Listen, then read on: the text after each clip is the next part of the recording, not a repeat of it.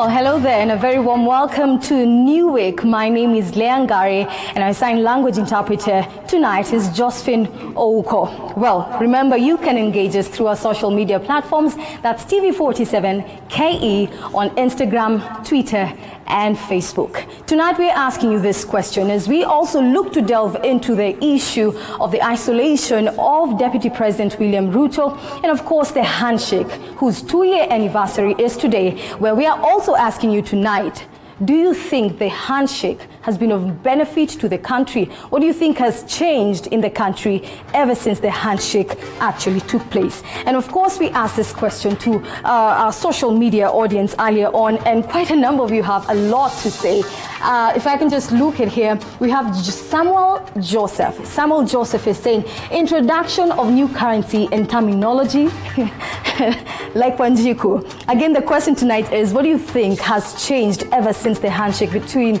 President Uhuru Kenyatta and former, the current ODM leader, that's Raila Odinga. And again, as we look at the comments here, another one here, Wilfred Rian says, Reggae ya ujinga. They are trying to destroy the son of a commoner from politics. Watching live from Zetech University main campus. Thank you so much, Wilfred. Also, we have Kimberly Shiz. Kimberly is saying, Kenya has become a disaster in the making. Also, we have Yuge. He's saying nothing has changed so far. It's reggae everywhere instead of developments. Mombasa is watching. Good to have you, Mombasa. Also, we have Leon Flex Shazkiel, interesting name. But he says, chenye kimebadilika ni gharama ya maisha imekuwa juu. Zaidi kuliko hata hapo awali, njaa na mahangaiko kwa wananchi mlala hoi. And he says there, mabwenyenye walali hali ndio hiyo wanaraha. Well, I'll just hold it there. We have quite a number of comments and we'll be sampling them as we continue in tonight's discussion. Again, the question tonight, we're asking you, what do you think has changed ever since the handshake between President Uhuru Kenyatta and ODM leader, that's Raila Odinga? Well, the country marks indeed the second anniversary of the historic handshake between President Uhuru Kenyatta and his then political rival. And as we see, Raila Odinga is part of this handshake, as we have seen there talking about it tonight, a political handshake that paved way for a political truce that begot a political bromance with the duo almost always reading from the same script. Well, our reporter Linda Alela traces the handshake journey and now reports on pains and gains. Slightly before and after the 2017 elections, it was a terrific atmosphere in the country, characterized by a series of polarized moments, hate speech, and deaths purported to have been caused by the police forces upon order from the government. Peace seemed to be a game of the past. 9th of March 2018, exactly 2 years from now, remains engraved in the calendars of many Kenyans. President Uhuru Kenyatta and his then main contender, Right Honorable Raila Odinga, did the noble thing. They put aside their political differences in the best interest of the country. Since then, we have seen a lot of peace in this country, and that is what people want, because there can be no development without peace. This was a tremendous move that could give birth to unity and tranquility that was long desired for. A move that was highly celebrated across the globe, with leaders from other parts of the world following suit. Donald Trump of America and his counterpart Kim Jong-un of North Korea, Salva Kiir of Sudan, and his main rival Dr. Riek Machar followed. While the handshake was castigated by a majority who supported the two, a large chunk of Kenyans are thankful for the calm it brought, allowing them to conduct their businesses as usual. As a church, we were looking for peace. We were asking for God to give a way of Kenya becoming one again so that we can move on. Mimi nilifurahia vile walifanya kuoneshana upendo na ni vizuri. Leader of Justice and Freedom Party, Justus Juma, still has reservations on how the handshake came about and whether it has addressed what it was meant to, amid talks of high confusion culminating from the same, especially within the Jubilee Party. As gazetted, was an initiative meant to build bridges, and it had 9 thematic areas which it was targeted to sort out. Though the foundation of its establishment, it was established after a number of national outcry to initiate a national dialogue subsequent to the 2017 election. And as we anticipated, of course, some people hear good things, but sometimes they might implement them the wrong way, because the approach to the establishment was challenged. It had a lot of constitutional challenge. I think some parties, like Third Way Alliance, went to court, challenging the foundation or the constitutionality of its premise. But of course, the power of the presidency, the president constitutionally is allowed. He can set a commission, he can appoint, he can, through gazette notice. Lots of questions arise on the same. Who exactly was to benefit from the handshake? Was it an outfit formed to craft Raila for presidency? Or is it meant to alter Ruto's bid to occupy State House? Or was it a way to shortchange Right Honorable Raila Odinga? Or was it a creation for President Uhuru Kenyatta to bounce back into politics as his constitutional term ends, while many argue he is still young to exit politics? I want to tell those public officers using those offices that soon, and very soon, we will call them out. They must stop the nonsense they are engaged in of making telephone calls to people, to leaders, blackmailing people left, right, and center. If they are men enough, let them come forward and face me. Let them not hide behind shadows and behind telephone calls. Kwa hivyo Uhuru ni system wanga ni serikali ambayo imekalia kile kiti.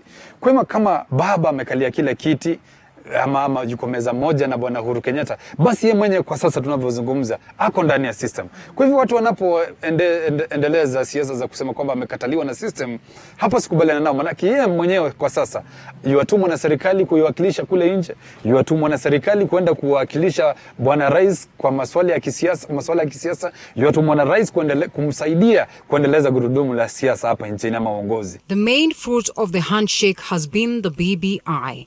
A report that was eagerly waited for by Kenyans and highly debated upon even before the final report was presented to the public. November 2019, the report was finally released to the masses in Bomas of Kenya with the blessings of most leaders. Just like some people are saying, BBI, somebody's breathing, I'm going to stop it. How do you stop it? BBI campaigns continue across the country, causing havoc amongst political leaders who differ on its execution process. Something that has raised eyebrows amongst the common mwananchi, who is left in the dark on what exactly the report holds. Na tunataka tujisomee wenyewe, kwa sababu sasa haijafika huku mashinani, hatujajua ni nini. Sisi tunasikia tu BBI, hatujajua ni nini. Who then is to fight for the rights of the people? Manake sasa tutazungumzia kwamba hakuna ama kuna upungufu ama kuna ule unaitwa weakness katika upande wa opposition, kwamba ile kazi ambayo bwana Raila alikuwa anaifanya ama anaitenda kama kiongozi wa upinzani siku hizi haipo. Kwa hivyo hakuna mtu ambaye anaibua yale masuala makubwa yalikuwa yanafanyika pale mbeleni, kama vile masuala ya corruption, ufisadi na kadhalika. Instead of rolling your sleeves and serving the citizens, what did they choose to do? They've been on campaign mode, abusing each other. Now they are coming back to the citizens as crying babies, looking for citizens to massage their mistakes that they are doing right open within our eyes, actually in the full glare of the media. You have the records of what these guys have done. Kenyans are waiting to witness the end of this game, many of them hoping for a better Kenya. Will the BBI take us to a referendum? And will peace and tranquility be our holding force in this state of political intolerance? Linda Alela, TV 47. Well, a story there on the famous handshake, and we will be discussing that particular story with my panel in studio. However, right now, I want us to take a look at Rwanda, where In Kenya, the government has announced a move to disseminate information on coronavirus to all mobile phone subscribers through mobile operators. In Rwanda, the government has established a multidisciplinary team led by the Office of the Prime Minister in conjunction with the Ministry of Health, local government and security organs to strengthen the country's level of preparedness of the coronavirus. From Kigali, Rwanda, now we are joined by Diana Iriza to give us more details. Diana, can you hear me? Hello, Diana, can you hear me? I can hear you, Leah. Yes, I can hear you. It's nice to be live on TV47 tonight. Well, Diana, just bring us up to speed. Well, we've seen there the government is taking action towards protecting the country from the coronavirus outbreak. What exactly is going on? What has the government done in Rwanda? The government is carrying out so many measures to make sure that the coronavirus does not get into the country. And there's a term, preparedness, that is being used by a lot of blogs and media. I don't think Rwanda is preparing for the coronavirus. That would sound like as if we're anticipating for this coronavirus. However, we are carrying out very preventive measures to make sure that the coronavirus does not get to the country. And there are a lot of high-tech equipment that are being installed in airports. Medics, screen checks that are being carried out for travelers coming to the country. Traveling histories are also being put on record. We also have the Ministry of Health that is going around educating the citizens on what coronavirus really is all about, its dangers, the symptoms, and the advantages of washing their hands regularly. We also have sanitization stations that are being installed everywhere in public places like churches and bars and restaurants and different institutions to make sure that people sanitize their hands, have clean hands every time. Yeah.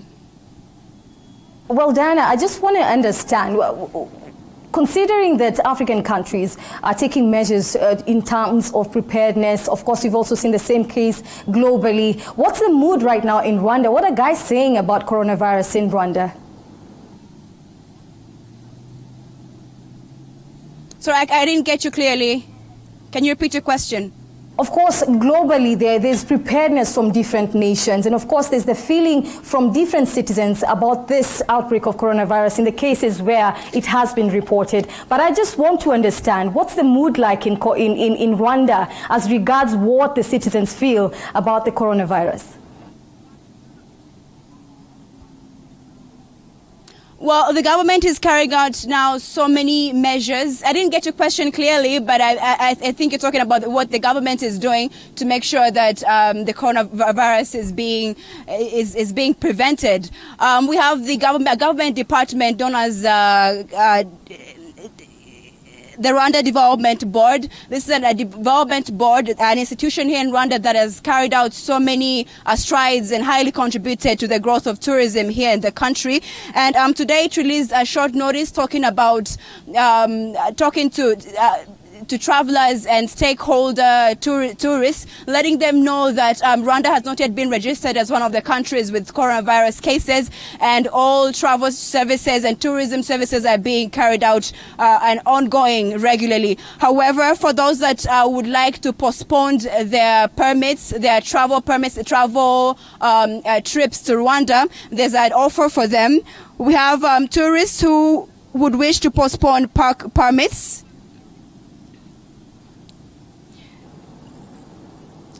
People who like to postpone park permits in Rwanda, they have a period of 2 years to postpone these park permits. We also have tourists who would like to postpone their gorilla trekking for free. They also have a period of 2 years to postpone these trips, and they'll be able to consume these permits. We also have another category of people, MICE tourists, that is meetings, incentives, conference events, and they would like, who have also purchased discount permits. They also have a period of 2 years to consume and to postpone these trips.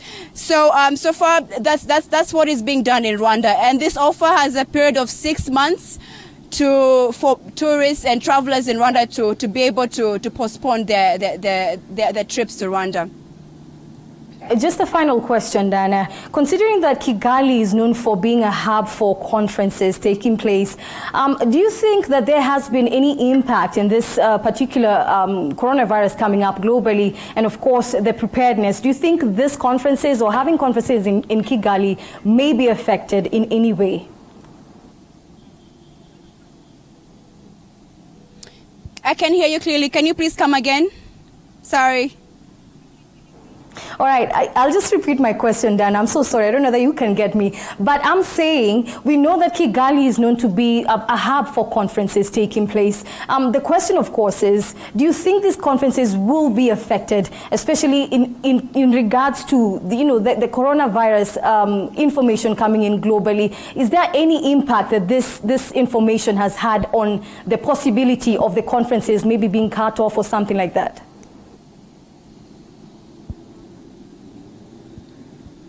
I still can't hear your question. I'm sorry. You're sincere breaking apologies. off. I don't know. I think we're having a technical. I can't hear Adana, you. but thank you so much for bringing us up to speed with what the government in Rwanda is doing. And we hope to get in touch with you as we continue on with the week, just to find out a little bit more of what's happening in Rwanda. Thank you. That is Diana Iriza in Kigali, Rwanda, bringing us up to speed with what exactly is happening in Kigali, what the government in Rwanda is doing in preparedness, to protect the country from any possible outbreaks. Not that we are saying we're anticipating, but we are saying there has to be that action of preparedness, and she was bringing us up to speed with what exactly the government in Rwanda is doing. However, I want us to take a short break, and when we return, we go straight into tonight's discussion with my able panel in studio. They're very excited, very ready, so don't go too far. Guys, how are you feeling today? Looking forward. How are you doing? I'm doing great. Yes, I'm excited about this. As usual, new week. New things, great. All right, that's my panel. I want us to take a short break. When we return, we discuss all matters, the famous handshake, and of course, the isolation of Deputy President William Ruto. Don't go too far. New week, we'll be back shortly.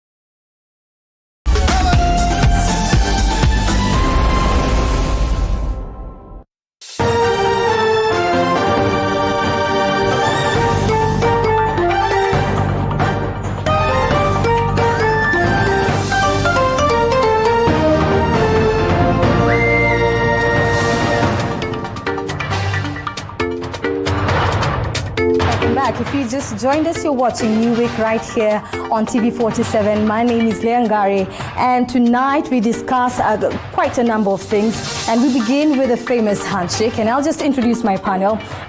Right here beside me, we have Daniel Osogo, who is a political analyst.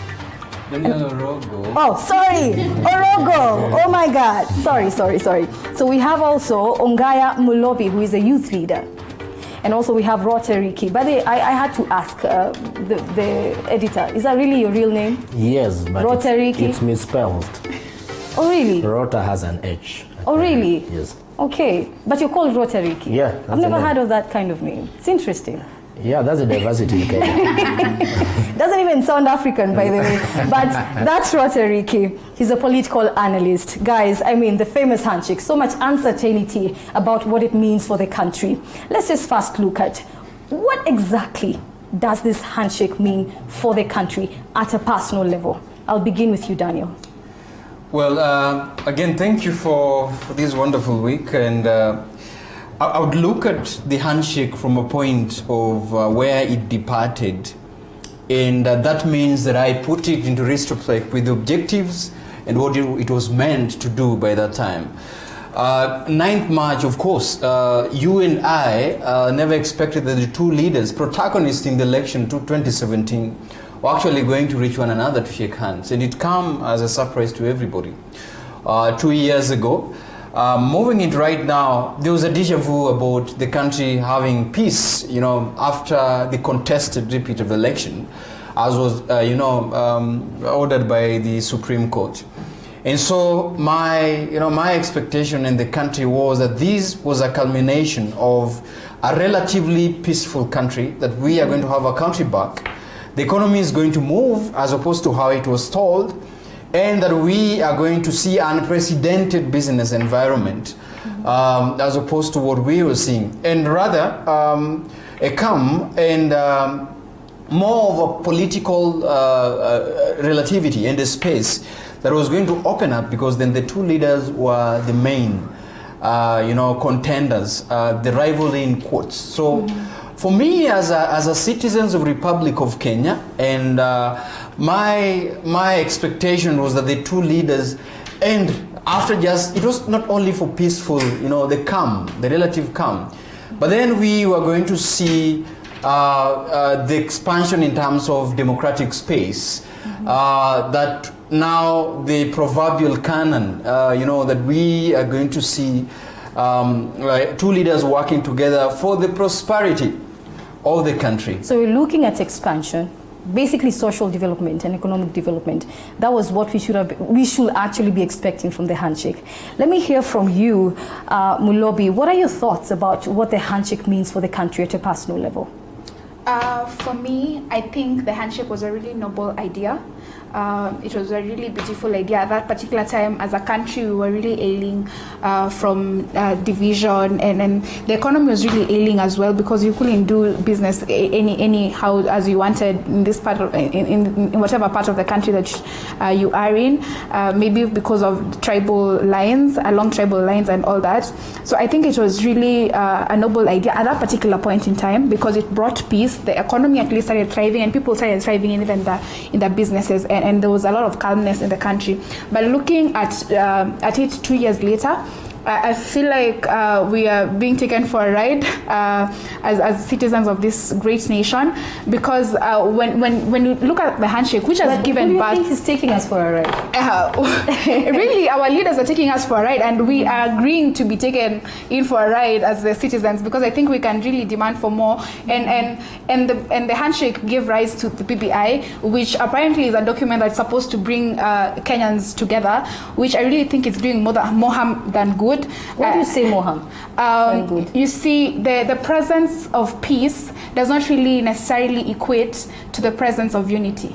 So there is peace in the country, but that does not mean that there's unity in the nation, because we're really having a really divided nation, and that's why we are having all political fronts right now, Tanga, Kieleweke, and if you're talking about really uniting the country, we shouldn't really be talking about politicking for 2022. Rota, your thoughts?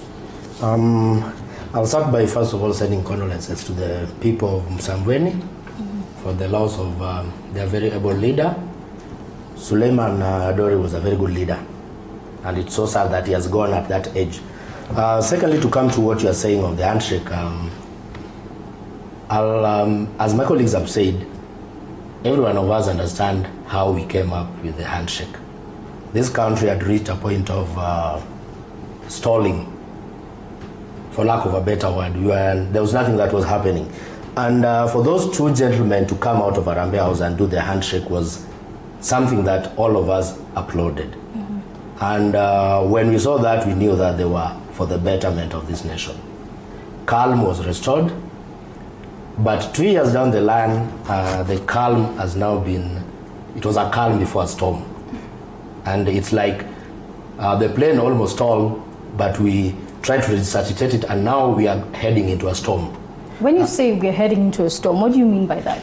I was coming to that. If you look at what has happened after the handshake, is that they gave birth to something called BBI, which we don't understand what it is.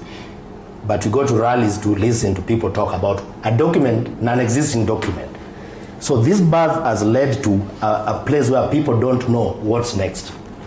During the handshake, when we asked the whole agreement in this handshake, it was never revealed. It was put under up to 2 years down the line, no one knows whether it was just a handshake or there were agreement to add to it.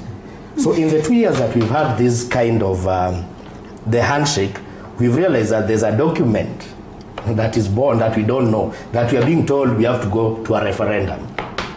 So the storm we are entering into is the uncertainty to a point where we don't know whether this handshake is to stop some people from going to State House, which is undemocratic because everyone has a right to vie. Me, myself, I can vie. It doesn't have to be that so-and-so cannot be president. So it feels like what you're saying, Rota, is that there's probably something it's more than meets the eye. Perhaps, Daniel, do you think there's something perhaps that Kenyans do not know, an ordinary Kenyan doesn't know about this particular handshake, something that we don't know? Do you think there is? I think to some extent, I think there's so much that is hidden under the table. But let me play the devil's advocate on this matter and say that the rebirth of the Building Bridges initiative came with a 9-point agenda. And the 9-point agenda are within the public domain, clearly spelled, and Kenyans are urged to take some time to read through. Why is the country, why is this document, the birth of the 9-point agenda that is spelled out, including the lack of, national ethos, devolution, all those things that are spelled within shared prosperity and so many other things that are there. But right now, I think there's a dispatch and there's a mismatch between the Building Bridges initiative, the noble task that was launched, and what I call the baby that we are trying to throw with the bathwater. And what I really believe is that the mercenaries has hijacked the whole Building Bridges initiative, in that we are not right now. Who are the machineries? I think these are the political class. And I was coming to that layer because my colleagues have mentioned it, that you see there is a genuine need to unite the country and to rethink about our nationalities. If possible, that we can, amend the constitution. And by the way, the last chapter gives us an opportunity to amend it after some years. And I'm not saying that the time is right to amend it. But what I'm saying is that there is a clause for us to begin to rethink. Building Bridges initiative offered a platform for national conversation.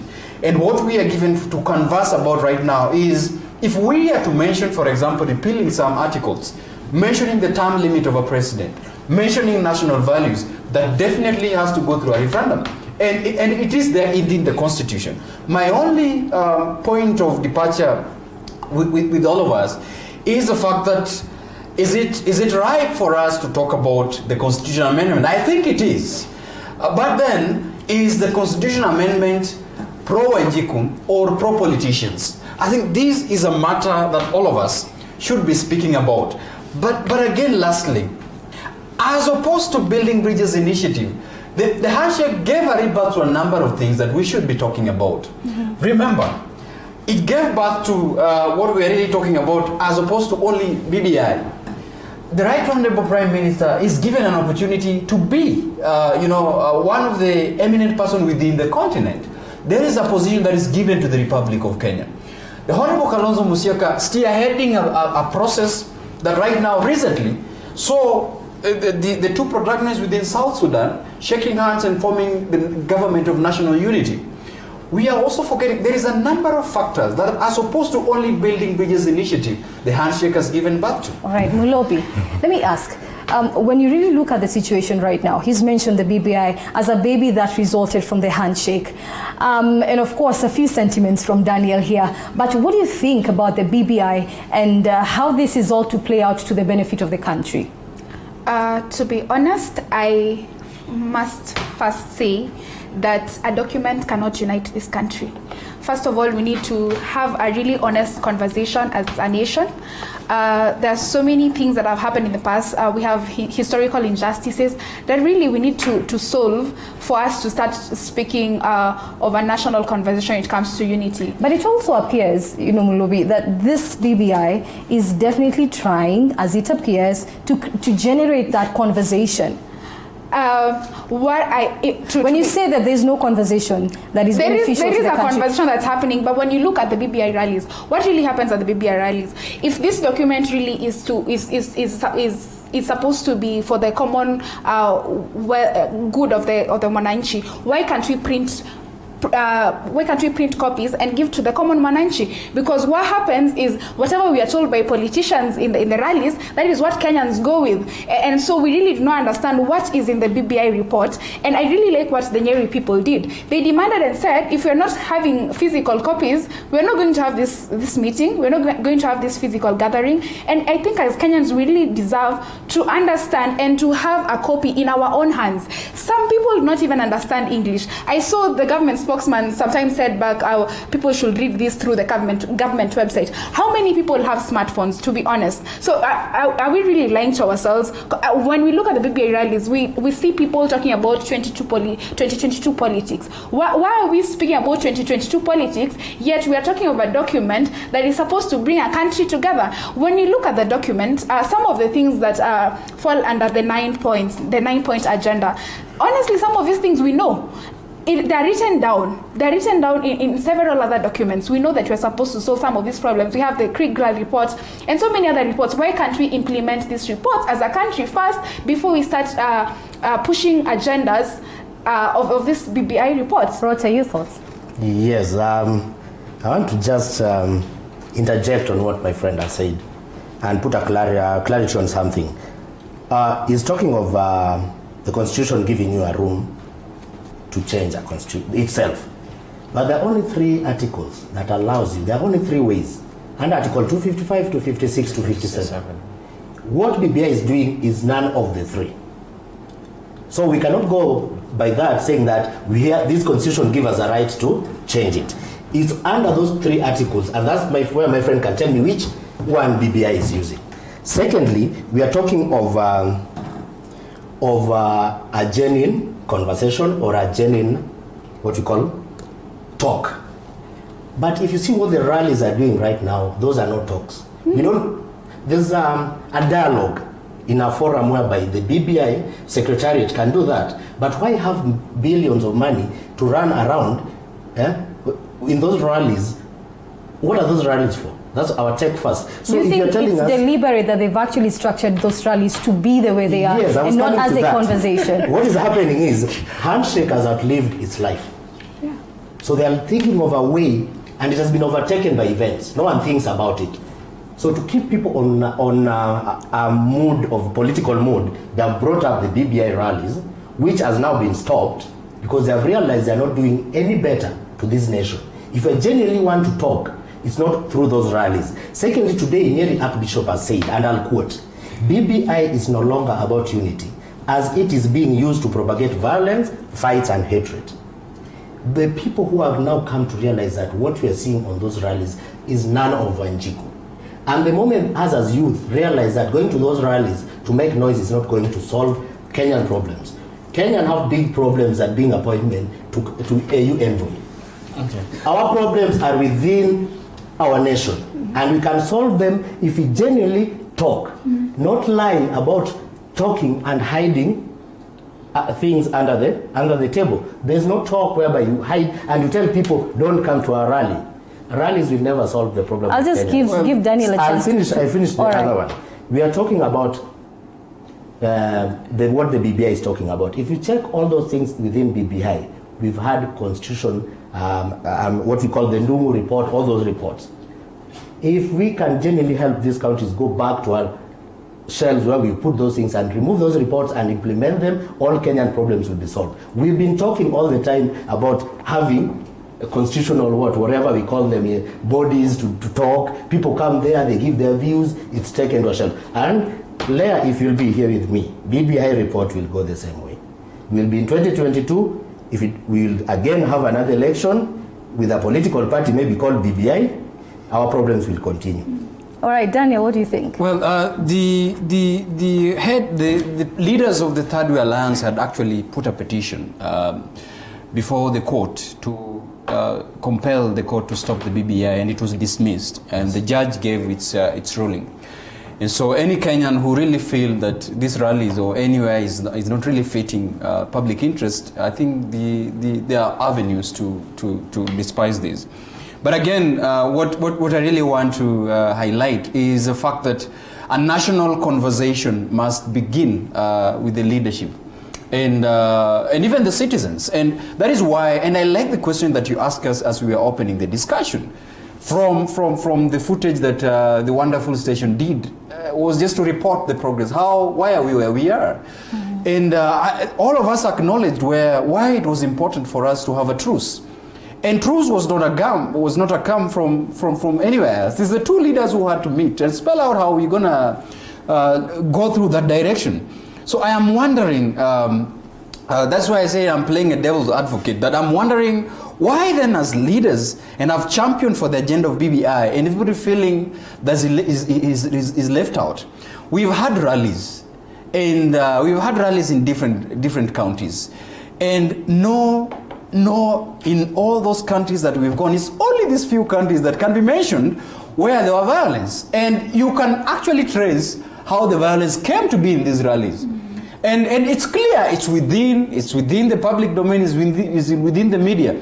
And nobody should actually be thrown out of any rallies for any reasons.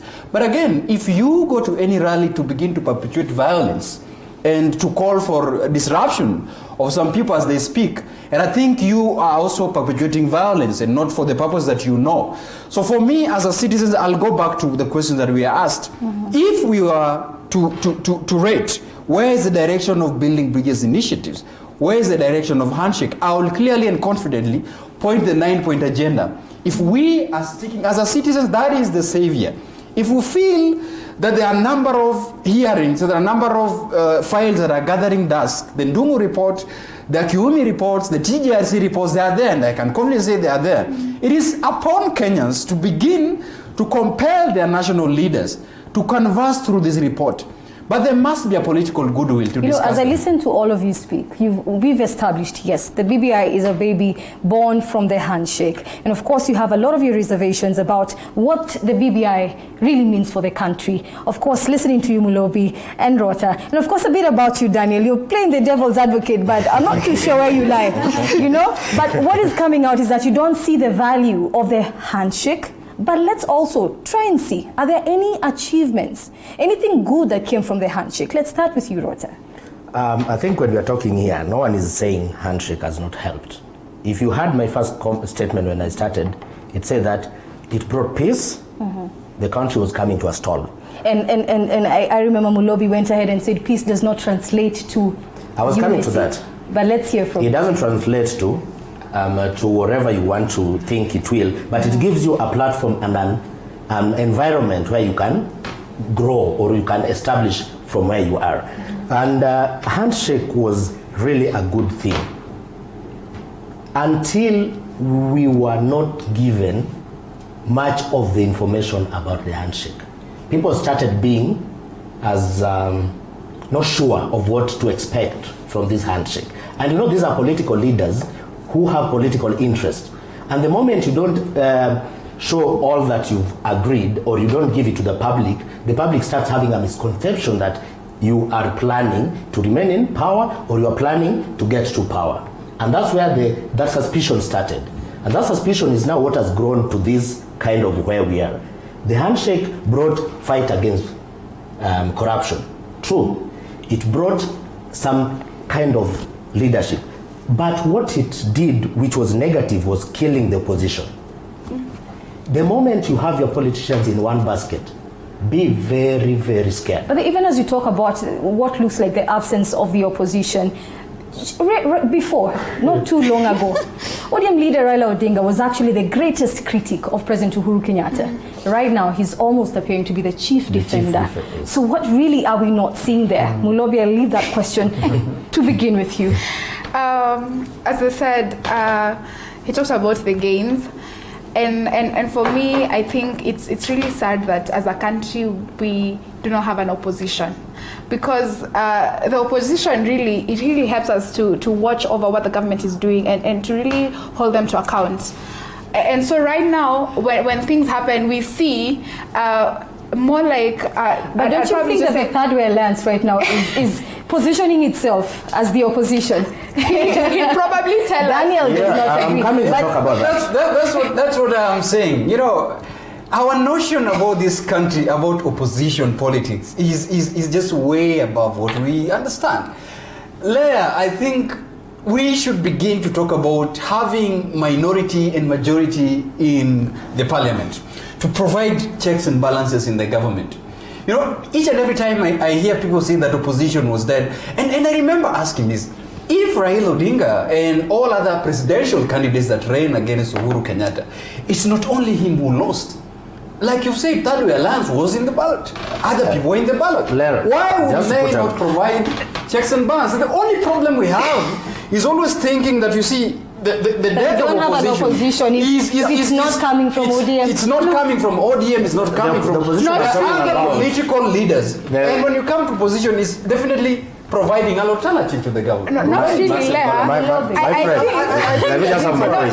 I'm from Third Way Alliance. Let's allow the lady to respond. Let me just say something. I think when you're talking about opposition, we're not refusing the fact that we have seen so many people come out and even take matters to court. We've seen Okia Omtata and so many other people just coming out and defending matters of public interest. Yes, but we're asking how many people, you know, again, the politics of this country, to be honest, let's just to be honest about ourselves, about this.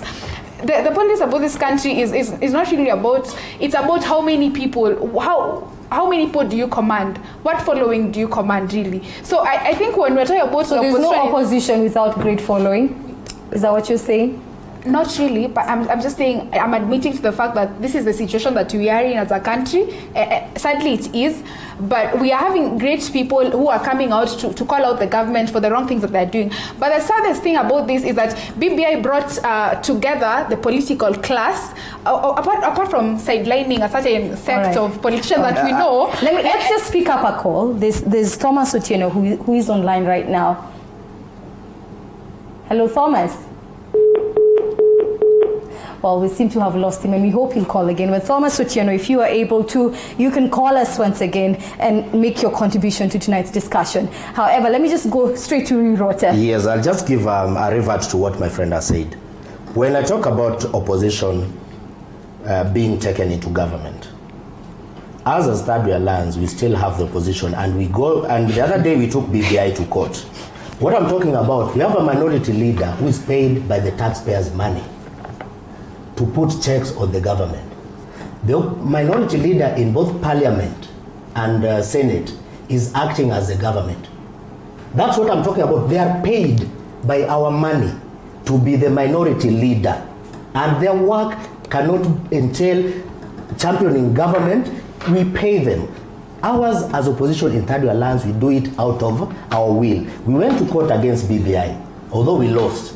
We've proposed Punguza Mzigo, which we went all around to collect signatures. That is what we call opposition, not going the ones opposition outside Parliament. But what we are calling today, where we are saying the handshake has killed, is where we have a minority leader we are paying for and doing the government. Let's take Winnie from Eldoret and just hear what she has to say. Hello? Hello. Winnie, hi, how are you? Fine, thank you. Well, just tell us exactly what your contribution is tonight. Hi, how are you? I'm great, Winnie. I wanted to contribute about political analysis. Go ahead. This handshake, it's really not a good, si kitu mzuri, atufurahi, mali inatuelekeza ni mali mbaya sana. All right, why do you think so, by the way? Hello? Winnie, are you there? Inatugawanisha sana. Okay. Thank you so much, Winnie, for your contribution. Winnie from Eldoret there says she doesn't think the handshake is good for the country. Na venye amesema kwa Kiswahili inatugawanisha. It's creating divisions in the country. Daniel. That's what the politicians are telling the citizens that's the opinion.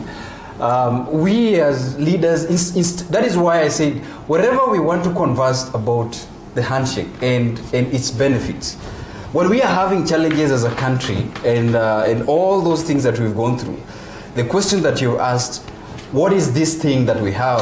What is the advantage of it?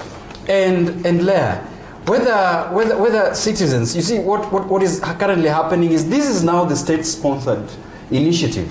And from all the organizations that you can see, it's purely that it's even funded from the exchequer, the way my colleague has talked about. And to the point that now as citizens, we should actually be looking at it at a critical point.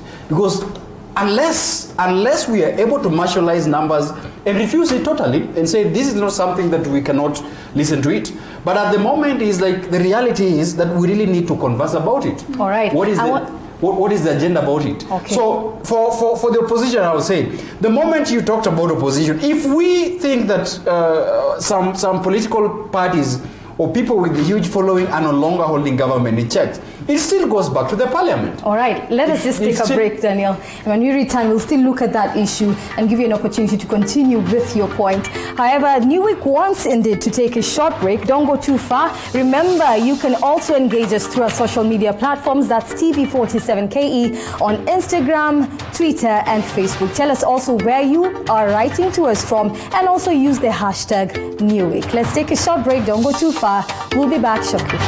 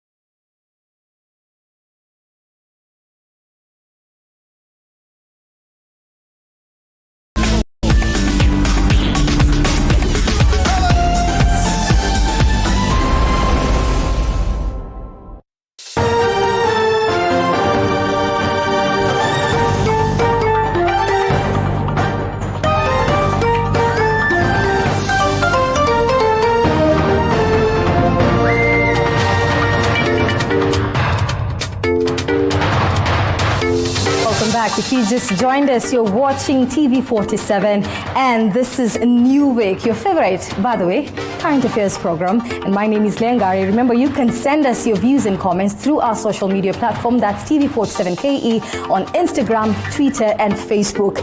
I just want to sample some of your comments. Earlier on, as we began the show, we say that we were asking the question of what you think are the gains or what has changed since the handshake between President Uhuru Kenyatta and ODM leader Raila Odinga. And we have here quite a number of comments. Lugaka Lonik, you're saying that nonsense has always been there. Well, apologies for the French, but that nonsense has always been there. The 2008 one brought positive peace. This one of the dynasties brought negative peace. Anything can happen anytime. Corrupt leaders are spared if only you support it. Also, we have Eric Makakiage. He's saying Kenya iko tamu sana, no strikes. so we can all work in harmony. Good one. Also, we have Hillary Chirchir. Hillary is saying a lot has changed. Also, Tobias here, Okere is saying Amina na kupunguza ufisadi 78%. We have very many comments from many of you who are writing to us through our social media platforms, and of course through our messages. And gentlemen and ladies, I was just about to say ladies and gentlemen, but before we took a break, we were looking at the fact that we almost appear like we don't have an opposition. Of course, there was that question where I asked, isn't the Third Way Alliance an opposition right now? But I have a question for you, Rota. It appears that there's cracks in Third Way Alliance. Do you think it can actually stand as a very formidable opposition in the country?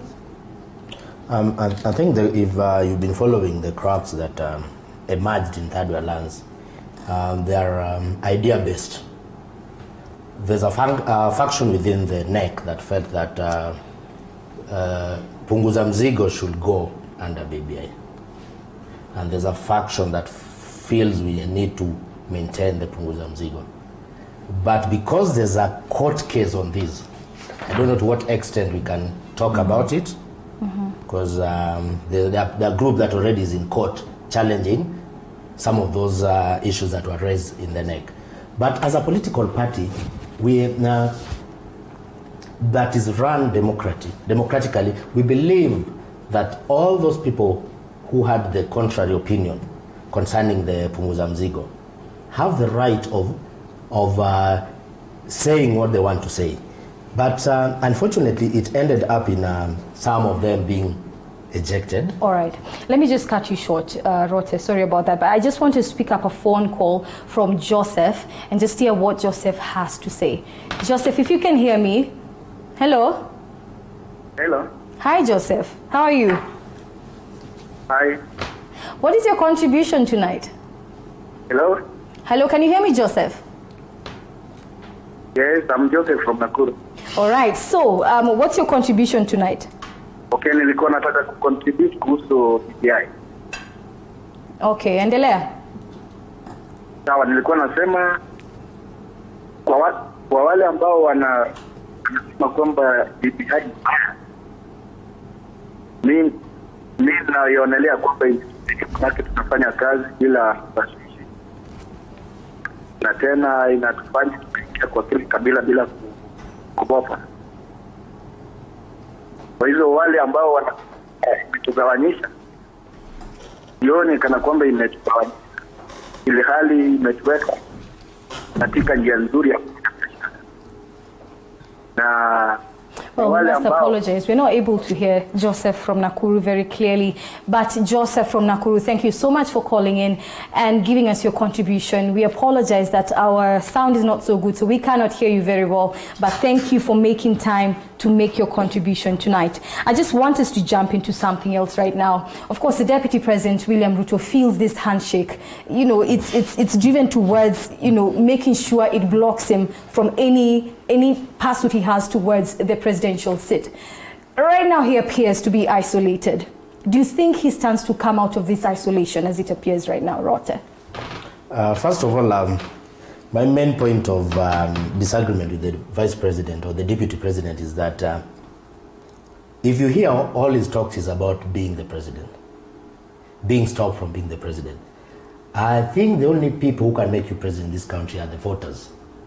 So you should not come out to tell us that is being blocked from being the president. Let him go out to campaign. If he's clean, if people love him, they'll vote for him. But all the time coming out and crying like a crybaby, and yet he's the deputy president of this nation. What about some of us who are just a nobody? Because as a second in command, he has almost, the presidency is one. So every time he says they are against us, he needs to tell us who these are who are trying to block him from being the president. And why is he focused on being the president? But Yet you see in this case, perhaps blocking in this case of what we have seen, there's been what almost appears like a smear campaign. We're not too sure what to call it, but it appears that way. He has been almost branded as a very corrupt man. Yeah, and at a time when we are trying to fight corruption in the country. Rota, what do you think about this? I think in politics, that kind of campaign is always there. Opponents try to make you look as bad as they can. So he should just weather through the opposition? Yes, he needs to tell us his good side. He doesn't need to tell us focusing your thoughts about it? Well, it's true that as we can see from what we can see, it's clear that he's sidelined, or he's being sidelined from literally almost everything. You can see certain functions or directives being given to certain officials, and they're probably just overlooking him. At some point, I feel pity for him, but then it's the Kenyan politics setting that we are in, and it's sad that it's now all of a sudden it's just Ruto and his allies who are most corrupt, as if we are not having people in this simply because maybe they're singing to the tune of BBI. Now they are white as snow, and so we see so many people who have corruption. Not even to go far, recently we saw Governor Sonko and the impeachment and all that, and since he started singing to BBI, then all of a sudden we are just seeing the functions have been transferred to the national government with no consultation. Yes, it is in the law, but I mean, at least we need to have some consultation. Daniel, what do you think? Well, I think I agree to some extent with what my colleagues have said. Ruto appears to be isolated. And for me, I think this is the making of William Ruto, the president. And for me, it's the state is really working to make him, to make him earn sympathy votes for nothing. Yeah. For me, you think this is just in a bid to get sympathy votes? For me, if this is the calculation that because how about the fears that there's been speculation that his life might be under threat? You see, and I like what my colleague talked about. Ruto, the deputy president, is within the presidency, and he has all the intels and the information of what is definitely the boss is entitled to. Yeah. So wherever he speaks, then he probably is speaking about something he knows. So I think that was serious mistake from his end and his advisors for him to go out and say, I know what they are planning. Yet you are part of the executive. You sit at the National Security Council. Before my director actually tells me to close the show. But again, apart from the DP, Leah, what we should be talking about is what is the institutions of political parties. Because for me, as a Kenyan and as a youth, I would want to, have my place in the political parties. Failure to which, if the deputy president within the Jubilee Party is crying foul, then all the mercenaries of Jubilee Party and what is entitled to, what is the fate of young people who are actually looking forward to also becoming people within the Jubilee Party? And I wish we could have time to talk about the third way next time. All right, I just have one last question, if my director will allow me. It appears that the ODM leader, Raila Odinga, is enjoying a brotherhood that the deputy president previously enjoyed, right? Is there a possibility that Raila is being groomed by the president to become his heir in 2022? Let's begin with you, Rota, but briefly. Zero chance. If you see what is playing out right now is immediately after the election of 2017, the country had reached a point where we were going to stall, as I'd said, and things were not going to work. And what the president saw was to tame Raila, and he did it. If he didn't tame him, he would be out of the presidency right now. The country will have been in a mess. And to show that he wants this thing to last, he's trying to put himself as a brother to Raila. Mulobi, quickly. My thoughts are, to be honest, I don't think so. I don't think Raila is being groomed. As of now, as it stands, I'd say, even with how the media is coming out to just, Ruto's name is mentioned literally everywhere. And as we might think that we are tainting his image and all that, we are actually putting something in people's minds. And you know, in politics, there's no negative publicity. Publicity is publicity. Daniel, so quickly. Uhuru needs Raila more than Raila needs him right now, like he's talked about. If is not, the arithmetic is not going to work out, and I think I should face a camera and say that face that camera. In 2022, watch out for Ruto-Raila alliance if things stand constant as we speak. All right. But if the handshake is going to get betrayed, then there is a possibility of the rift and the Nyanza coming together and trying to teach some political lessons. All right, thank Unless you so much. The factors remain thank you so much. Daniel Orogo here, political analyst,